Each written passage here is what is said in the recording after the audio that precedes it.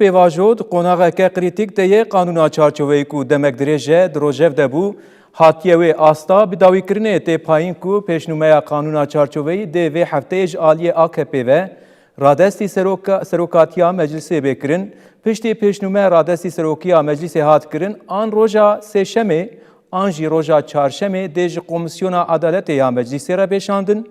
Li bêndeyê ku roja înê jî qanûna çarçove di Lîjneya Giştî ya Meclîsê de weke qanûn bêqebûl kirin. Piştî qanûn ji Lîjneya Giştî ya Meclîsê re derbas bû dê ji aliyê Serokkomar ve bêerêkirin pişt re jî rojnameya fermiya devletê de bêragandin. Dîroka têketina meriyetê ya qanûnê dê ji aliyê Serokkomar ve bêdiyarkirin. Ev pêvajoya ku heya niha gihîştiye vê qonaqê me wek raporekê amade kirî em hev re lê mêze bikin. Tek tek teröristler üzerinde tesirli Bi silavdana Devlet Bahçeli ya ku Koma Dem Partiye û gotinên wî yên ku bila Abdullah Öcalan were li meclisê siyasetê bike yekem gavên pêvajoyê hatin hûnandin. Pêvajo di 27 Sibata 2025 de bi banga rêberê damezrîneriyê PKK Abdullah Öcalan hate destpêkirin. Piştî banga Abdullah Öcalan di dîroka 5 û 7 Gulanê de PKK kongreya xwe ya 12 demîn kom kir û biryara xwe fesehkirinê da. Ve manevi gücün coşkusunun en azından bir kısmını yansıtmış olduğumu ümit ediyorum. Piştî fesehkirina PKK, rêberê damezrîneriyê PKK Abdullah Öcalan di nehê Tîrmeha 2025 de bi dîmen peyamek kêşand. Silah bırakmaya ilişkin detaylar belirlenecek ve hızlıca hayata geçirilecektir. Piştî girtina Abdullah Öcalan, ew ê cara yekem bûya ku peyameke bi dîmen hatibûna parvekirin. Di 19 Tîrmeha 2025 de gerîlayên PKK bi komeke ku 15 jin û 15 xort ji 30 kesan pêk dihat ji bo helwesta xwe nîşan bidin çekên xwe şewitandin. Piştî merasîma çekşewitandinê pêk hat, gerîlayan diyar kiribûn ku ew li bendêne ku zagonên pêwîst derkevin da ku bikaribin werin û tevlî siyaseta demokratîk bibin. Hepiniz hoş geldiniz. Di heman demê de di 5 Tebaxa 2025 de li Meclisa Tirkiye ya Mezin Komisyona Hevgirtina Millî, Xuşkubratî û Demokrasiyê hate kom kirin û nêrînên hemû aliyan hatin guhdar kirin. Di 8 Sibata 2026 de kombîna Komisyonê ya Herî Dawiyê hate kirin.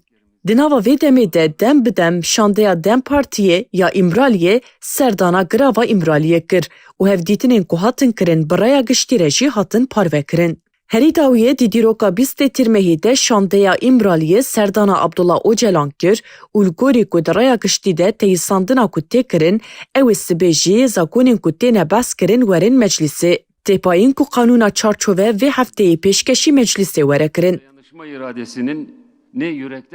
Serokê Meclisê Numan Kurtulmuş hefteya borî bi hemû partiyên siyasî ku li meclisê koma wan hene re civiya. Xala yekane ya Rojava Civînan pêşnûmeya qanûnê bû. Têpayîn piştî ku pêşnûmeya qanûnê pêşkêşî meclisê hat kirin, wê di Komîteya Edaletê de were nîqaş kirin û dûvre jî were Rojava Lîjneya Giştî. Pêvajo bi vê gavê re wê derbasî bingeheke qanûnî bêkirin. Piştî qanûn ji meclisê derkeve wê gavên vegerê bikevin meriyetê.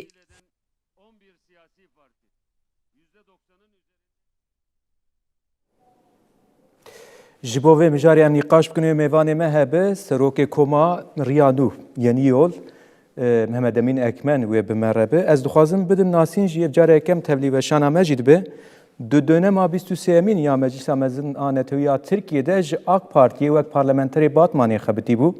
Di nehê adara 2020 de ew di nav endamên damezrîner ên Partiya Demokrasî û Pêşketinê yan devayê de ku ji hêla Alî Babacan ve hatibû damezrandin erk kirtibû.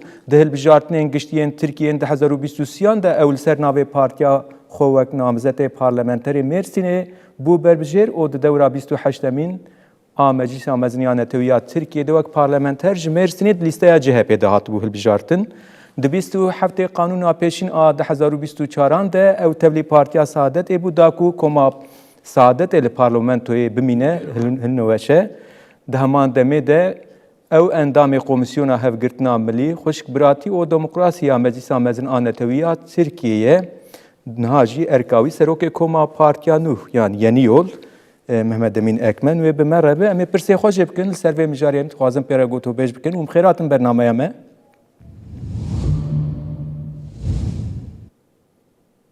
Hoş bulduk, merhaba. Ger em aliyê deng te pirsgirêkînin be ez dixwazim pirsa yekem bikim. Pêvajo piştî demek dirêj derbasî qonaxa yasayî bûnê dibe hûn wek Koma Yeni Yolê vê qonaxa dawî ya gihîştiye çawa dinirxînin?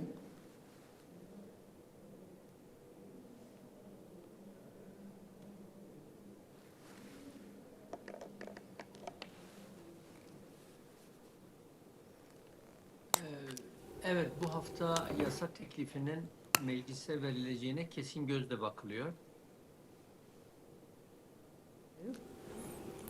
Bizce bu çok gecikmiş bir durumdur. Li gor me ev pêvajeyekî ku dereng mayî ye. Örgüt kendini feshettikten hemen sonra yasa çıkmalıydı.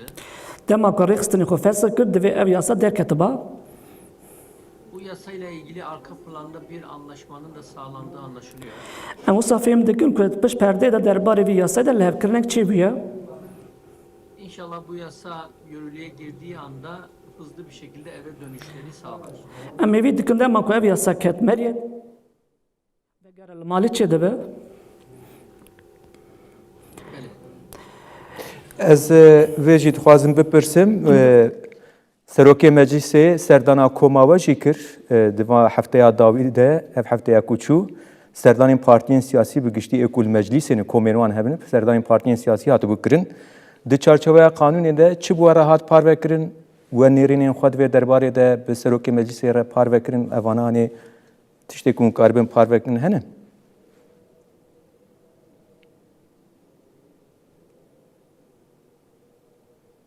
Yani bu süreci yönetmek için Cumhurbaşkanlığında bir Ji bo ev pêvaja we re rêvebirin di koordinasyona Komara Tirkiyeyê de koordinasyonek de ava kirin. dönmek isteyenler için bir yargılama muafiyeti getirilecek. Ji bo ev kesê were vegerin rêbazekê were peyda kirin taybet rêbazekê darazdinê tê diyar kirin. Onların normal hayata karışması için bazı destekler verilecek. Ji bo ev kesê werin tevlîjiyanê bibenî piştgirêkê û ji wan re were dayîn. Belirli bir süre içerisinde aynı şekilde bir suç işlemezlerse dosyaları kapatılacak. Dema ev kes hatin ger ku divî dema hatin da pirsgirêkekê ewlêdan nekeve sucekî nekin wê doza wan dosya wan were girtin. İlk etapta Wekî gava yekemîn ev kesên ku suc nekiribin pirsgirêkê ewlehî jiyan nekiribin ev kesê werin. şu anda kısaca budur. Zaten 13-14 maddelik. Hali hazırda rewş ev e. Em bendewarîne ku yasayekê ku 12-13 madde dihewîne were meclisê. Baş e ez herî dawî vê jî bipirsim ji bo ev pêvajo bi serkeftinê encam bibe gavên ku tên avêtin û çewat bînin ê ku heyan ha meşiyane helwesta her du aliyan û çewat nirxînin.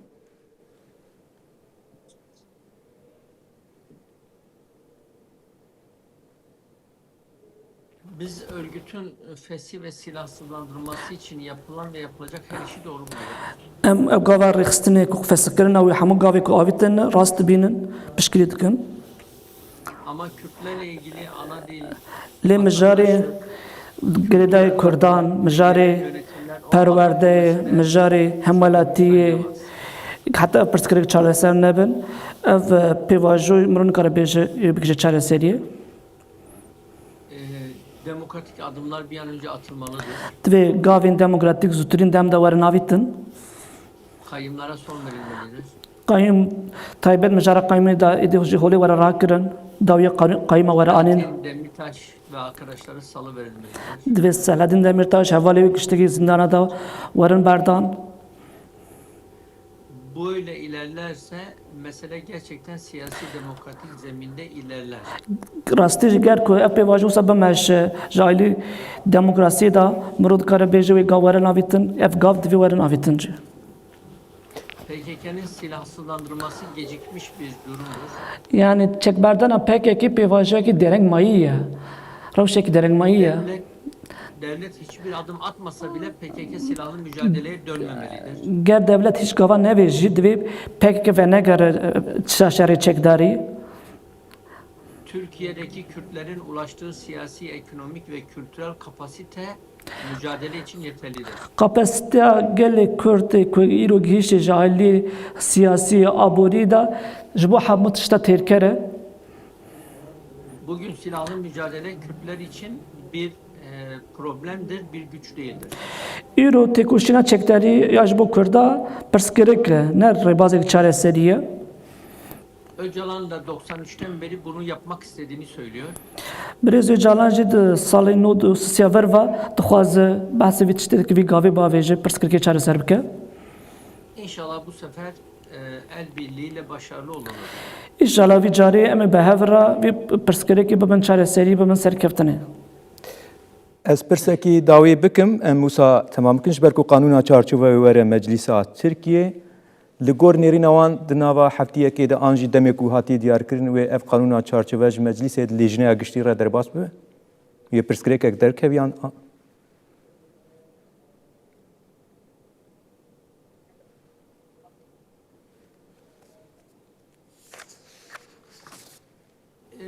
Bu yasaya mecliste İYİ Parti'den başka hiç kimse sert ve doğrudan muhalefet Li dijî vî yasê devê partiya î kes muhalefetek wisa hişk nake.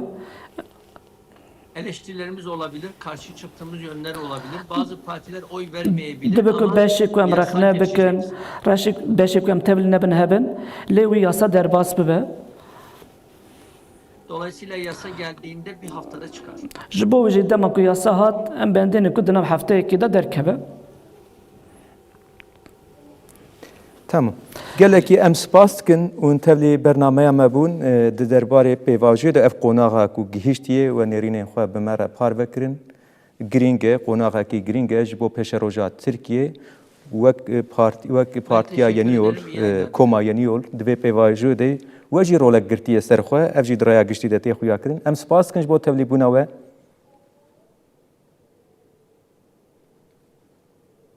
Belli spas. Baş e em gelekî spas dikin mêvanê me serokê koma yenî yolê. Koma Riyadû ku li Meclîsa Tirkiye dibin sîwana wê de Partiya Saadet, Partiya Gelecek û Partiya Deva heye. Serokê komê jî Mehmed Emîn Ekmen bû. Ew bi xwe jî di vê pêvajiyê de endamê komîsyona ku li Meclîsê hatibû avakirin ji bo pêvajiyê di navdeciyê xwe jî girtibû. Gelek caran jî derbarê pêvajiyê de parvekirinên xwe, nêrînên xwe hene. Di vê derbarê de me pêre nîqaş kir, nêrînên girîng dan, ew bi xwe jî di pêvajiyê de wê ew ê dixwazin ku vê yekê dixwazin ku êdî pêvajo ber bi encamekî ve biçe ev pêvajo li gor qonaxa ku gihîştiye ji îrojîn de bi taybet çarçoveya yasayîbûnê de hîn zêdetir daha pêş bikeve rewşekî wisa heye li gor nêrînên ku parve jî kirin. Em ê biçin Ankara'yê nûçegihana me Gönül Gün wê bi me re be agahiyên herî dawî jî em dixwazin jê bigirin. Ji ber ku heyavan kêliyan jî daxuyanî tên dayîn li ser pêvajiyê ku êdî wê sibê qanûna çarçove derbasî meclîsê bibe em biçin gel Gönül Gün. Gönül qewet ve agahên dawî dîsa em şte bigirin me jî nûçeyek dabû serokê koma yenî yolê Mehmed Emîn Ekmen jî bi me re bû derbarê de hinek agahî parve kirin. Ê dawî dîsa em şte bigirin. Dem başlayınız. Beri îro ve civîna meyakaya AK Parti angu civîna rehberiya navendî ya AK Parti belli daxistin. Ev civîn dibin Serokkometa Türkiye Recep Tayyip Erdoğan besas kirin ve li gorê vê agahiyan ve civînê da pêşnûme yasa çarçoveyê pêşkêşê Erdoğanê bikirin. Piştî ku Erdoğan nirxêwerî kir wê dest bi nivîsandinê yasa çarçove bikirin ve heftê roja çarşemê ji li bendê ku civîna abûneyê ango civîna rijneya weziran bilê daxistin wê mijara wî civînê em bêjin pêvajoyê pêşnûme yasa çarçove wekî tên li bendê ku îro serokekî li Koma Dem Partiyê Gülistan Kiliçdaroglu li parlamentoyê civînekî li ser rojê û pêvajoyê li dar bixe ev civîn jî didaxistin. Gülistan Kiliçdaroglu axaftina xwe de diyar kir ku wê yasa çarçove berî berkeve lê bi tenê dîro projeyê diyar e و هر وستا بردوام فکر müzakere hevditinin wani baroka çarçoveci her berdevame ve kidin hesaruk gişti dem parti Tayyip temelci biriya pevineki lisajo yasa çavi ve yasa çarçova tabak eder ki ve divilon edece ve Tayyip temel bina xoda diyar kır ko nexandar Abdullah Öcalan ser ve peştume yasa çarçova vahaye keme ternaka lejbo despeka gringa o devi konakcı berdevam etti. Gönül em gelekî spas dikin hûrgûl û agahiyên dawî jî te me re parvekirin qwet pejwere.